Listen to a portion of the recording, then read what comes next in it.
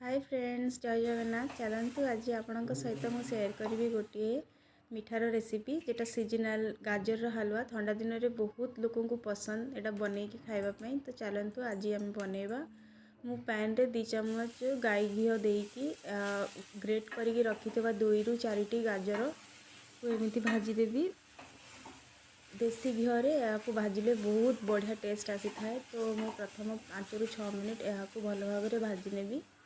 भाजी नेला परे मु गुजराती को देखंतु अळेची को ए भलिया फाळ फाळ करिकी गाजर रे पके देकी भाजीबी।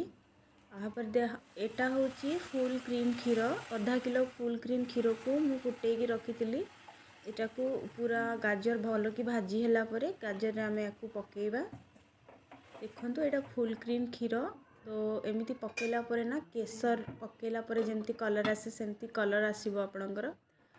तो यहाँ शीघ्र हाँपाई मुझे घोड़े देती 5 मिनिट। आप चाहिए खोलारे हाई फ्लेम रे क्षीर देकी आपको सिझे पारे।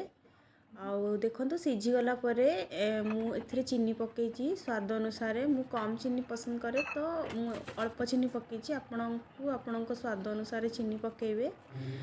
आउ देखंतु एबे एई फुल क्रीम क्षीरटा कड़ाई रे गाजर सहित बढ़िया रे माने आमे ताकू सिझेइबा।